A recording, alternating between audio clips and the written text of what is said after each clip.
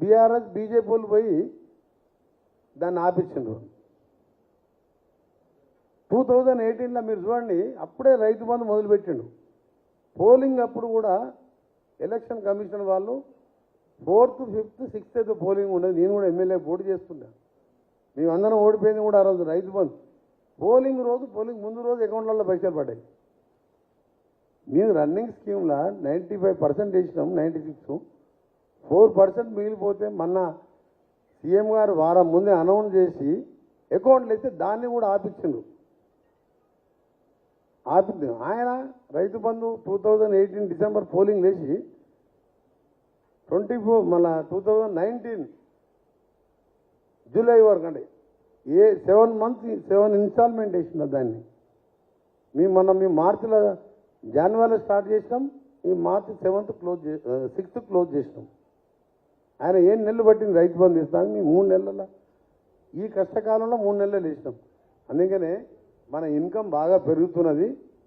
First priority రైతులకు ఇచ్చుకుంటూ ఈ స్కీమ్స్ మీ పెట్టిన ఫ్రీ బస్సు కానీ, జీరో బిల్లు కానీ ఇవంతా కూడా తక్కువ ఖర్చే. మా మెయిన్ టాస్క్ రైతులు కాబట్టి ముఖ్యమంత్రి గారు ఫైనాన్స్ వాళ్ళతోని మాతోని అంతా చర్చించి ఒక రాష్ట్ర ముఖ్యమంత్రి ఈ దొంగలు అబద్ధాలు ఆడే నాయకులు కేసీఆర్, అక్కడ మోడీ వీళ్ళందరూ కూడా వాళ్ళలాగా అందదు 15 లక్షలు వేస్తామని 2 కోట్ల ఉద్యోగాలని వీడు దళిత ముఖ్యమంత్రి పచ్చ కామర్లోనికి ఈ లోకం అంతా పచ్చగా కనిపిస్తుంది. మేము కూడా అట్లా చేస్తాం అనుకుని ఆయన దేవుని మీద ప్రమాణం చేశాను. మేము కూడా అన్నాం యాదగిరిగుట్ట లక్ష్మీనరసింహస్వామిగా మా ముఖ్యమంత్రి గారు చెప్పినట్టు ఆగస్టు 15 లోపల వేస్తాం, ఏకపోతే మీ దగ్గర రాము అని చెప్పినాం. మేము మాకు ప్లానింగ్ ఉన్నది. అందరం కూడా 6 సార్లు ఎమ్మెల్యేగా, ఎంపీగా, మినిస్టర్లుగా పనిచేసే అనుభవం ఉన్నది. అనుభవమైన ఆఫీసర్లతో సలహాలు తీసుకున్నాం. ఎట్లా పే చేయాలనో మా ప్లానింగ్ ఉంది. ఇండిపెండెన్స్ డే ముందు రోజే, దానికంటే వారం ముందే, మన 9th అన్నాం, 6th రోజు వేసినాం అకౌంట్లో మిగిలిపోయిన రైతు బంధు. ఈయన పెట్టిపోయిన అప్పులు ఏంటంటే 40,000 కోట్లు కాంట్రాక్టర్ల బకాయిలకి ఇవి కట్టే వరకల్లా మాకు లేట్ అయింది. లేకపోతే 2 లక్షల రుణమాఫీ ఇప్పటికీ అయిపోతుండే. మంత్రి గారు, శ్రీనివాస్ అండి, సిటీ విజన్ లైవ్. అక్కడ నుంచి ఇద్దరు అడిగిరన్నా.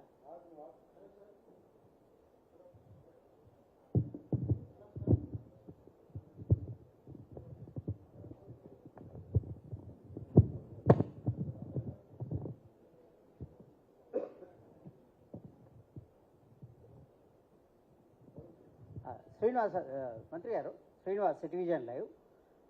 మీరు ఇప్పటికే బీసీబీలో ముస్లింలు రిజర్వేషన్లు ఉన్నాయి. ఈడబ్ల్యూఎస్ నుంచి కూడా ముస్లింలు రిజర్వేషన్ పొందొచ్చు అంటున్నారు బీజేపీ నాయకులు.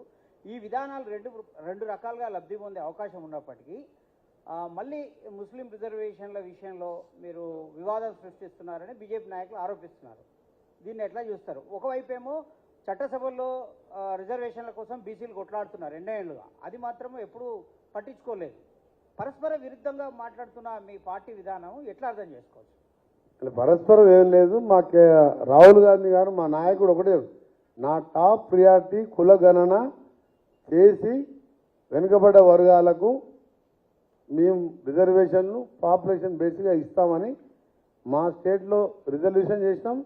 రాహుల్ గాంధీ దేశవ్యాప్తంగా న్యాయ యాత్రలో భాగంగా చెప్పిండు. అది మా టాప్ ప్రియారిటీ. మా స్టేట్ గవర్నమెంట్ ఉన్న దగ్గర రిజల్యూషన్ కూడా పాస్ చేసినాం. మేము ముస్లిం రిజర్వేషన్ని 6% ఇస్తామని చెప్తే అప్పుడు సుప్రీంకోర్టు వరకు పోయి కొట్లాడి 4% ఇచ్చినాం. అదే సమయంలో మీరు అడిగిన దానికి రిలవెంట్ కాకుండా కేసీఆర్ 12% ముస్లింలకు 12% గిరిజనులకు ఇస్తున్నాడు. దాని గురించి ఎవరు ఎక్కడ చర్చ లేదు. 12% ఎట్లా ఇస్తున్నాడు? 12% ట్రైబల్స్కు, 12 ముస్లింస్కు. ఎవరిది కట్ చేసి ఇస్తున్నాడు ఆయన? ఏ బేస్ మీద ఆధారం చేసిండు? మేము ఎప్పుడు కూడా పాపులేషన్ బేసిస్ మీద సమన్యాయం జరగాలి, సామాజిక న్యాయం జరగాలి.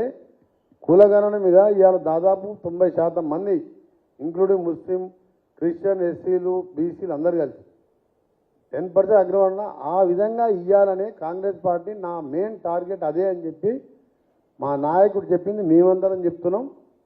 ఫస్ట్ తెలంగాణలో కూడా ఇంప్లిమెంట్ చేస్తున్నాం. అది ఆ కులగణన తర్వాత రేపు వచ్చే ఇండియా కూటమి రేపు గవర్నమెంట్ అన్ని రాష్ట్రాల్లో దాన్ని ఇంప్లిమెంట్ చేయడం జరుగుతుంది. అది న్యాయం, అది న్యాయం, అది న్యాయంగా చేయాలి. ఇప్పుడు ఇన్నేళ్ళ తర్వాత కూడా ఇప్పుడు న్యాయం చేయకపోతే ఇంకెప్పుడు చేస్తాను చెప్పండి. మధు సార్, కోమటిరెడ్డి గారు ఇక్కడ సార్, మధు ఆర్టీవీ నుంచి సార్. రీసెంట్గా ముఖ్యమంత్రి రేవంత్ రెడ్డి గారు పర్యటనలో ఉమ్మడి నల్గొండ జిల్లాలో భువనగిరిలో పర్యటనలో భాగంగా కాంగ్రెస్ పార్టీలో ముఖ్యమంత్రి అయ్యేటువంటి అర్హత ఉన్నటువంటి వాళ్ళలో నాతో పాటు కోమటిరెడ్డి వెంకరెడ్డికి మాత్రమే ఉందనేటువంటి స్టేట్మెంట్ చేశారు. తర్వాత ఇంకొక క్వశ్చన్ దీనికి యాడాను. ఉమ్మడి ఖమ్మం జిల్లాలో 3 మంత్రి పదవులు ఉన్నాయి, ఉమ్మడి నల్గొండ జిల్లాలో కూడా 3 మంత్రి పదవులు రానున్నాయనేటువంటి చర్చ ఉంది. కోమటిరెడ్డి రాజగోపాల్ రెడ్డి గారు ఇంట్రెస్ట్ ఉన్నారు అనేటువంటిది. ఈ రెండింటి మీద మీ కామెంట్ ఏంటి? దాని మీద కామెంట్ ఏముంటుంది? నాకు ముఖ్యమంత్రి కాదు, నాకు మంత్రి పదవి కావాలని కూడా మన ఢిల్లీ పోలే, క్యాంపులో ఉండాలని ఆదేశించింది పార్టీ. నా రూమ్లోకి వెళ్ళి 3 nights 4 days బయట కాలు కూడా పెట్టలే. చాలామంది నాయకులు ఢిల్లీకి పోయినరు. సరే, ఎవరెవరు పోయినరు మీ అందరికి తెలిసి నేను వాళ్ళ మీద అంటే సీనియర్ నాయకులుగా అందరు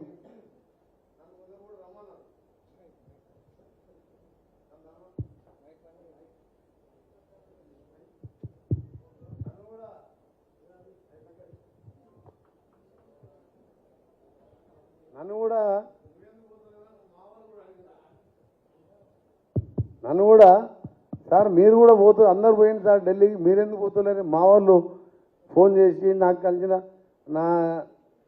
నాకున్న క్లోజ్ ఉన్న ఎమ్మెల్యేస్ కానీ మా ఫ్రెండ్స్ అడితే, బాబు కాంగ్రెస్ గవర్నమెంట్ వచ్చింది, పార్టీ అధిష్టానం వరకు క్యాంపులో ఉండమని చెప్పింది, క్యాంపులో ఉంటా, నాకు పదవులు ముఖ్యం కాదు అన్న. ముఖ్యమంత్రి గారు అన్న అకేషన్ ఏంటంటే, మేము ముఖ్యమంత్రి గారి నాయకత్వంలో ఒకసారి ముఖ్యమంత్రిగా ఎమ్మెల్యేలు హైకమాండ్ నిర్ణయించిన తర్వాత రేవంత్ రెడ్డి గారి నాయకత్వంలో ఆయనని గౌరవిస్తూ ముఖ్యమంత్రిగా ఆయన చెప్పిన కార్యక్రమాలు ప్లస్ ఆయన కూడా మాతో సీనియర్లతో కూడా ప్రతి విషయంలో కూడా సంప్రదించుకుంటూ చిన్న పెద్ద తేడా లేకుండా మంచి గౌరవంగా ఒక ఫ్రెండ్ లాగా ఉంటాడు. మేము అదే తీరుగా ముఖ్యమంత్రిగా గౌరవిస్తాం. ఆయన మా దగ్గర ఒక పనికిరాలిన లీడర్ ఉన్నాడు. 10 ఏళ్ళు మినిస్టర్గా ఉండి తలకాయ ఎత్తడు తప్ప పైకి తీయడు. ప్రెస్ వాళ్ళు పోయి నమస్తే పెట్టినా నమస్తే పెట్టాడు. ఆయన గింతే ఉంటాడు చూస్తానికి.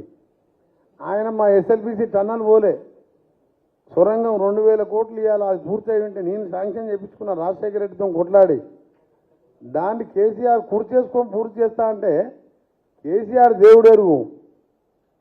ఈ చిన్న మంచి కూడా ఒకసారి పోయి సొరంగం దగ్గర పోలే. 95% పూర్తయిన బ్రాహ్మణమైన వాళ్ళ ప్రాజెక్ట్ ఇప్పుడు నడుస్తున్నది. 2 నెలల్లో నీళ్లు పోపిస్తున్నాం. 3 monthsనే 10 ఏళ్ళు అది 1,00,000 ఎకరాల ఆయకట్టు.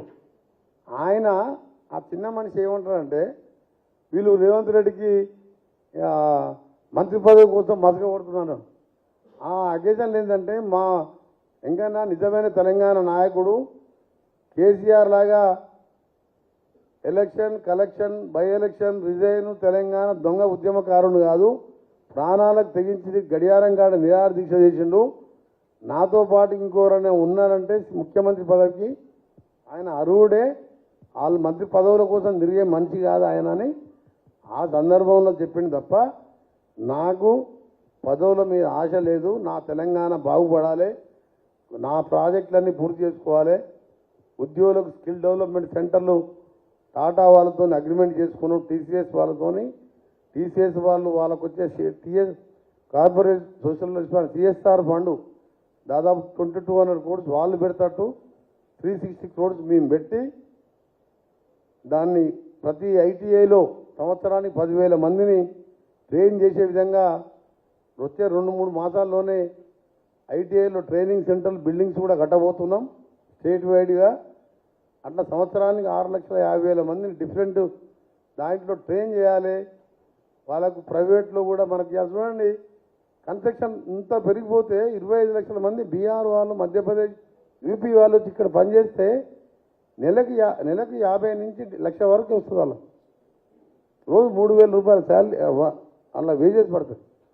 ఈ ఐటీఐ పాలిటెక్నిక్ చేసిన వాళ్ళు పేద విద్యార్థులకు కొన్ని నైపుణ్య కేంద్రాలు ఏర్పాటు చేయాలని ఆ ప్లానింగ్లో ముఖ్యమంత్రి గారు ఆయనతో డిస్కస్ చేసుకుంటూ ఆ ప్లాన్లో ఉన్న నాకు ఏ పదవి వద్దు, ఇదే రేవంత్ రెడ్డి గారు ఈ 5 ఏళ్ళే కాదు మళ్ళీ 5 ఏళ్ళు కూడా ఆయనే ముఖ్యమంత్రి ఉంటాడు. అవసరం వస్తే మళ్ళీ కూడా కాంగ్రెసే ఉంటుంది. ఇచ్చింది కాంగ్రెస్ పార్టీ, తెలంగాణ ఇచ్చింది కాంగ్రెస్ కాబట్టి ఇక వేరే పార్టీకి ఛాన్స్ లేదు. 10 ఏళ్ళే కాదు 20 ఏళ్ళైనా కాంగ్రెస్ పార్టీ అధికారం ఉన్నది. రేవంత్ రెడ్డి గారే మళ్ళీ 5 ఏళ్ళు అంటే 10 ఏళ్ళు ముఖ్యమంత్రి ఆయనే ఉంటాడు. Sir Pratap NT